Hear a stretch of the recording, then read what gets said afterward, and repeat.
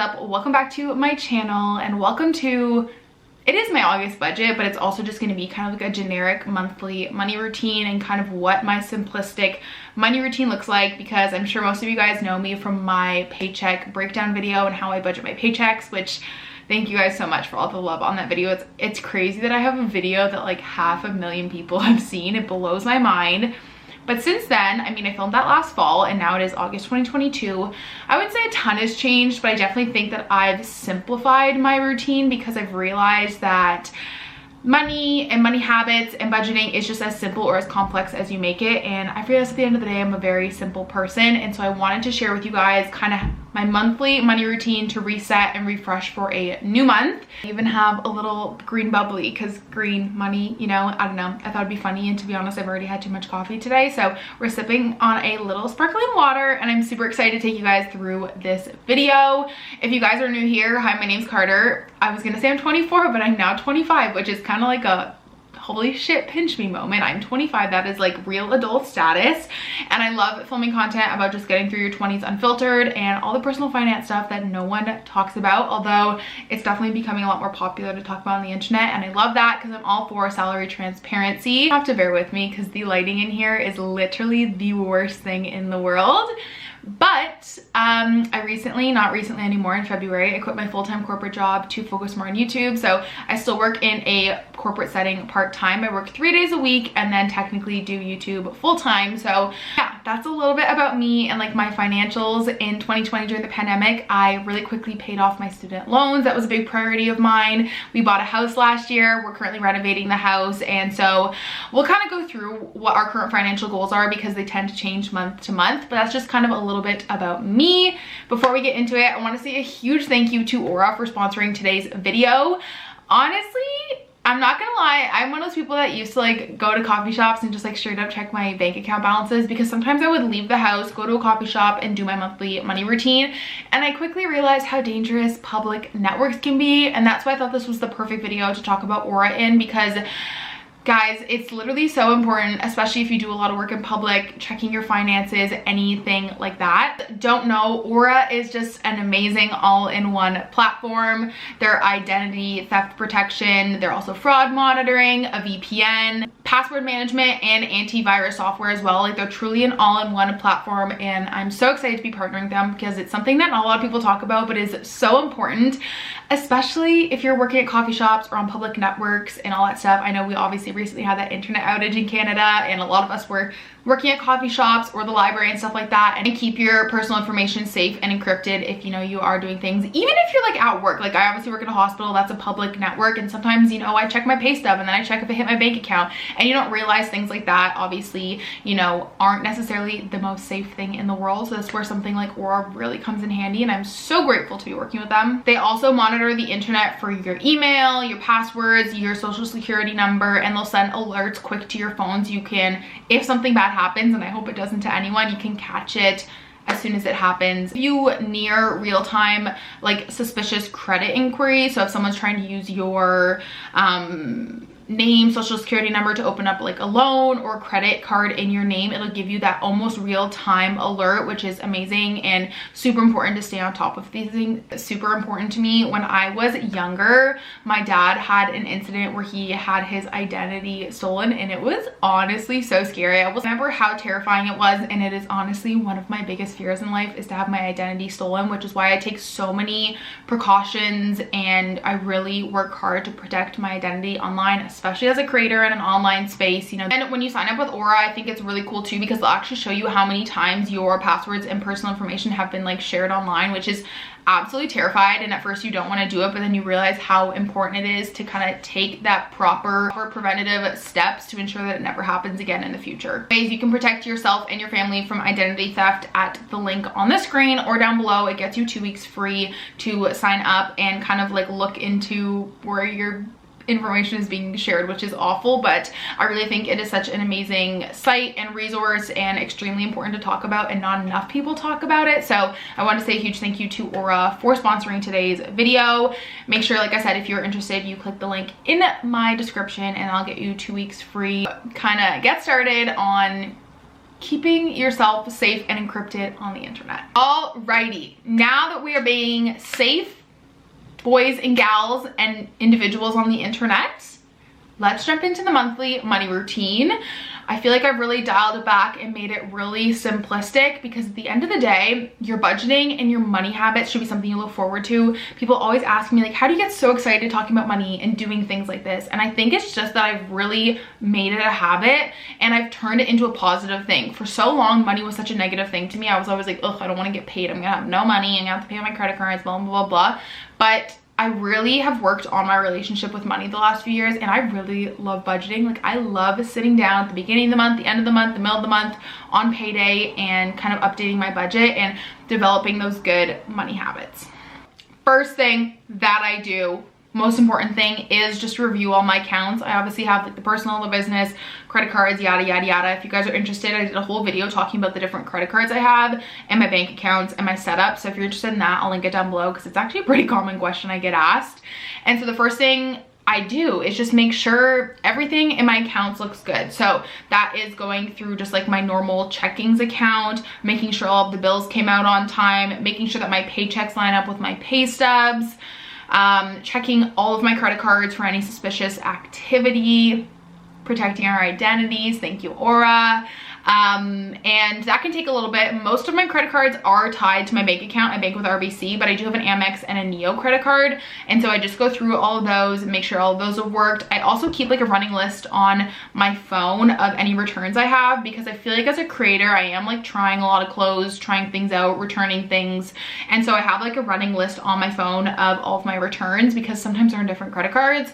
And then I'll check kind of the status of that. I'll see if a package has been returned, if Abercrombie has, you know, received the dresses I brought back, and like when I can expect to get that. Because so I will go through, like I said, bank accounts, credit cards, returns, kind of just have a starting point for closing out the month and then starting a new month. I think it's a really good basis to just check those accounts, see where we're standing, see where money is. Do I maybe have more money in my checkings? I can throw extra money in my savings. What are my credit cards looking like? Yada, yada, yada. So that is step one, is to just look over all of my accounts, just, you know, to familiarize ourselves with the budget. Okay, the next is to update my budget from the month that is ending. So for this month, it's July. So I do this in my monthly reset routine video. I will just go through my budget. I'll add any last minute expenses that are in there and just give myself that big picture, like, how did this month go? Where did I spend too much money? Where did I undershoot and not spend as much money? Where can I put extra money into my investments or my savings? Do I have extra money to put in my investments and my savings? Do I need to maybe take some money out to pay off my credit card because it was a little higher than usual? Were my utilities higher than usual, lower than usual? Just kind of overall look at my budget and kind of see where I'm at. The budget spreadsheet I use is great because it does give you percentages, which I like, a lot of graphs. I'm a very visual person, and so that's really great when it comes to my budget and just seeing where I can do better the next month or where I did good. I think it's really important to congratulate yourself on like where you did good that month, because we're so hard on ourselves as a society of save more, invest more, spend less, blah, blah, blah, that we forget to kind of like congratulate ourselves and give ourselves a pat on the back for the things that we did good this month. I'm personally not a very strict budgeter. It does not work for me. I just budget to give myself an overall sense of where my money is going. Like if I budget $200 for eating out and I went over by $20, I'm not beating myself up about it. It's not a huge deal at the end of the day. If I saved the $2,000 I was hoping, like that's what I'm going to congratulate myself for, if that makes any sense. So I just like to get a big picture of how that month went overall, which I always include in my monthly reset routine. So if you guys want to see how July went, click that video and you guys will see their update. She was a low spend month because I was grieving and I also had COVID. So 10 on 10 fun time. Okay, number 3 is to just make sure that everything is like paid, which kind of goes hand in hand with the reviewing my accounts, but I'll obviously review them, and if I have a balance on a credit card, I'll just make sure that's paid off by, you know, the end of the month. I know there's so many ways to go about paying off your credit cards and all that stuff. I personally pay my credit cards off on a weekly basis.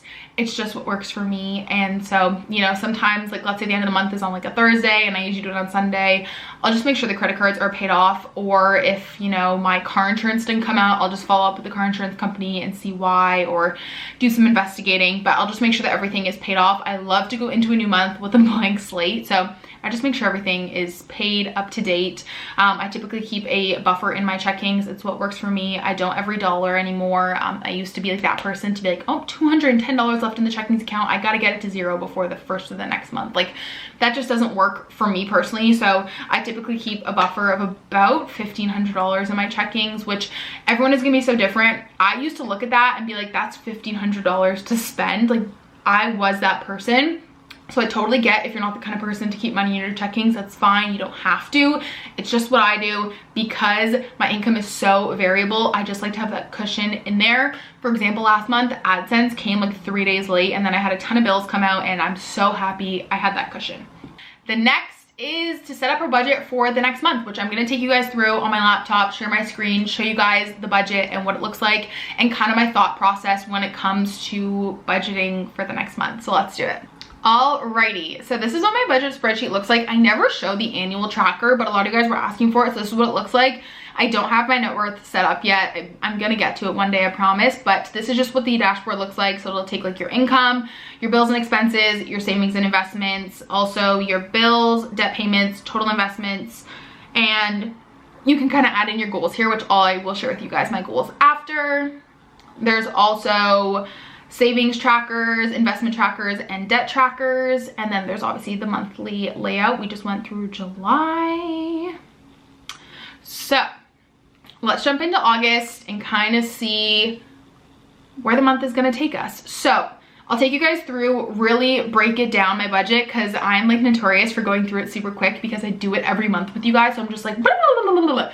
But I always forget there's new people. And so let's go through it together. So it's tricky because I don't every dollar and like zero out my bank account every month. There is always going to be leftover money. So my rollover will just be like whatever is left in my account at the beginning of the month. Because my corporate pays are pretty small because I work part-time, I just like to have like, sometimes if let's say the first of the month I have $1,500 in there, like that's technically my rollover because all the money in my checkings is like all mixed in there. It's all being used to pay the bills and the expenses and stuff. And so I just use that as my rollover. So I don't really know what my rollover is going to be. I get paid, it was a 3 paycheck month and it's the 25th right now. So I'm going to safely assume that my rollover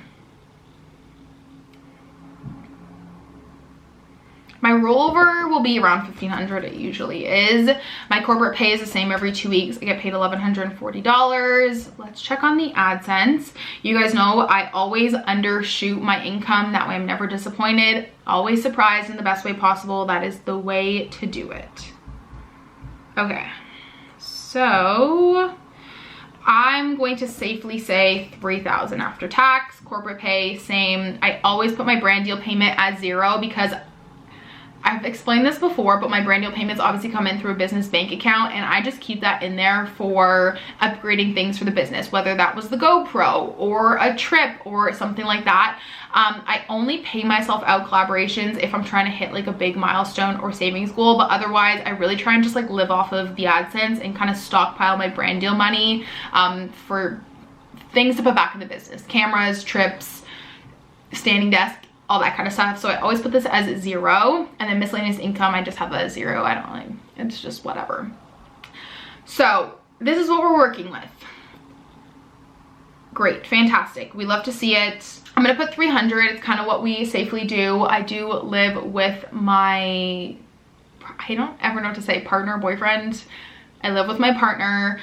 We split all of our house stuff down the middle. The one thing that I'll do with my budget is I'll really sit here and think to myself, what is coming up this month as I go through these things. For example, we're renovating the main floor right now. We're not really gonna have a functional kitchen for random parts of the month, which means I should probably put my eating out budget more than usual. We're also gonna have people helping us, so we're gonna have to be paying like to feed people. So I'm gonna put my eating out at $250, which is so much money, but if we don't use it, we don't use it. Like I said, these are just ballparks for me to see the bigger picture. I'm not beating myself up if I like don't hit that number on the dot or if I go over a little bit. Like these are just for me to get a big picture of my budget for the month and where my money is going, if that makes sense. It's not an opportunity to beat yourself up, see how close to the dollar you can get. If that works for you, that's totally great, but it does not work for my personality type. Alcohol, I might put 50. We didn't really drink much this past month with having COVID, and we kind of have like a decent amount of beer and stuff. Coffee, I haven't got my taste back yet, so I'm gonna put 30 maybe. I don't know, we'll see. Gas, I'm definitely gonna put 150 because we do plan on going to the cottage, and gas, I mean, gas has come down a little bit, but I'm sure we're going to be doing lots of trips to Home Depot and stuff like that, so I'm gonna put 150. Treating myself, it's August. What do we have going on in August? Not too much. I'm gonna say 250. Treating others, it is my brother's birthday, so I'll put $100 aside for that. Treating Stella, I always put like 50 if she needs like bone broth, kibble, stuff like that. I'll put 50. Self-care and wellness, I will get my nails done this month, and I will have 2 laser appointments because I missed one in July. So my laser appointments are 90, and then I'll get my nails done oh my god, we'll put 250. Home improvements, I'm also gonna put, I don't know, what do we need? We need a dishwasher still, but that's coming out of our savings account, so I won't count that, but we will need paint and stuff, so I'm gonna put $200. Oh, that's such an expensive month, but it's fine. It's fine, it's fine. It's all gonna work out. Okay, actually, let's skip over the savings and do bills just so I don't forget to do it. Mortgage is $800. We each pay $400 bi-weekly. Our mortgage is $1,600 a month. We pay $160 each for condo fees. My phone is $40. The gym is $80. My car payments are $314. My car insurance is $276, and our utilities are around $150. Same numbers every single month. Okay, now we're working with $3,300. So, okay. I always buy a $100 gift card for Disney for our vacation, and you guys know I always invest at least $100 a month. I try and bring that up, but I have automatic withdrawals for $50 bi-weekly right now. Okay, and this is what we're working with. So I'm gonna throw in $1,000. I'm gonna throw in $1,000 into my emergency fund. Now this is where I kind of sit and reflect for a few minutes. I usually do this before I film the video on just like, what are my goals right now? And we'll do a bit of a goal check-in after, but typically I will just kind of like sit here and brainstorm like what is coming up, what is important to me, what do I want to save money for. Right now we're just trying to get through the home renovation, so right now I'm kind of in a limbo of like, I don't know. And that's totally okay. That's totally normal. I'm just riding this wave. Usually there's always something to save for it. And don't get me wrong, there is. But right now I'm just trying to enjoy the home renovations, get through that, because obviously, yes, we did budget for it, but there's going to be unexpected costs and stuff like that. So I'm really just trying to get through the renovations, and then we'll have a brainstorm with Matt. We'll kind of see where our finances are at and what we want to do. We're also in the process of paying our house off or putting extra money on our house because our interest rate is so low. We locked in at 1.89% during the pandemic, and we're obviously a fixed rate, so we have 4 years to go, and so we're just kind of trying to throw extra money on the mortgage and the house while we can. Obviously we don't know where the interest rates are going to be in 4 years, but we are like, let's throw some money on it right now while we have it, and our savings accounts are where we would want to see them. So that's kind of our main goal right now. But I'm also trying to build up my emergency fund. It is at $10,000, and I'm just throwing extra money in there because that money will eventually get used for a wedding one day or travel or whatever. So honestly right now I'm just like throwing money in my savings when I can with like no specific purpose. But yeah, so I've been just kind of throwing an extra $1,000 if I can into my savings every month. And then let's do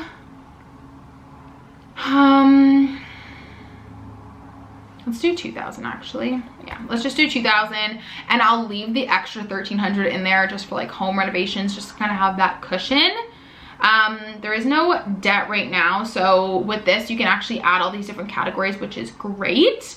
And because all of my expenses go onto our credit card, technically this expense, like this should be what my credit card is, give or take, at the end of the month. So that's why you don't see me going like RBC Visa $1,630, because it's already calculated here. This would just be anything additional. So for example, last month my Amex had was it $1,500 because I paid for tuition. So that would be any kind of additional credit card payments that I'm not incorporating into my expenses. So that's the budget looks like for the month. And then obviously at the end of the month you'll get this beautiful spending breakdown chart. So that is that. Actually, let's just change the investment to 500 while we're at it, and then we'll give ourselves some extra money to play around with. Yeah, I think that's a good idea. There we go.